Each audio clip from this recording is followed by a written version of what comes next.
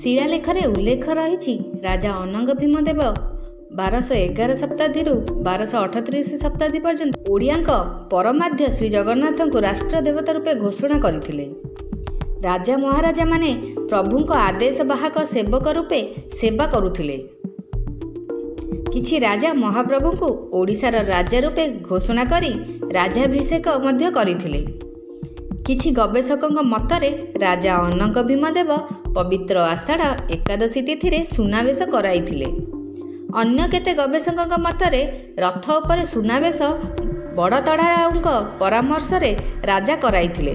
ବଡ଼ତଢ଼ାଉ ବେଶ ମତରେ ରାଜା କପିଳେନ୍ଦ୍ର ଦେବ 1460ରେ ଦକ୍ଷିଣ ବିଜୟରୁ ଫେରିବା ବେଳେ 12ଟି ହାତୀ ପିଠିରେ ବୋଝେଇ ସୁନା ଅଳଙ୍କାର ଆଣିଥିଲେ। ଏହାକୁ ମହାପ୍ରଭୁଙ୍କୁ ସମର୍ପଣ କରିଥିଲେ ନେଇ ଜୟ ବିଜୟ ଦ୍ୱାରସ୍ଥିତ ଶିଳାଲେଖରେ ସୂଚନା ରହିଛି।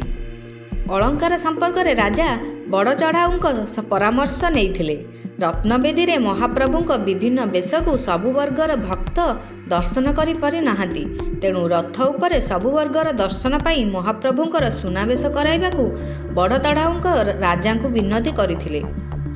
ଦକ୍ଷିଣାଭିମୁଖୀ ଯାତ୍ରାରେ 3 ରଥ ସିଂହଦ୍ୱାରରେ ପହଞ୍ଚିବା ପରେ ବଡ଼ ଏକାଦଶୀ ଦିନ ରଥ ଉପରେ ସୁନାବେଶ କରିବାକୁ ରାଜା ଅନୁମତି ଦେଇଥିଲେ।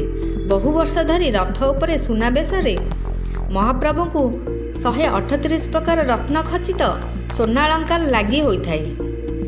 ଏବେ ଏଥିରେ କିଛି ପରିବର୍ତ୍ତନ ହୋଇଛି। ମହାପ୍ରଭୁଙ୍କ ମଧ୍ୟାହ୍ନ ଧୂପ ପରେ ରଥ ଉପରେ ସୁନାବେଶ ପାଇଁ ଭଣ୍ଡାର ଗୃହରୁ ପାଳିଆ ଭଣ୍ଡାରୀ ମେକଅପ, ପାଳିଆ ଖୁଣ୍ଟିଆ ସେବକ, ମାଜିଷ୍ଟ୍ରେଟ ପୋଲିସ ଓ ଶ୍ରୀମନ୍ଦିର ଅଫିସରଙ୍କ ଉପସ୍ଥିତିରେ ବେଶ ଅଳଙ୍କାର ଗଣତି କରି ଆଣିଥାନ୍ତି।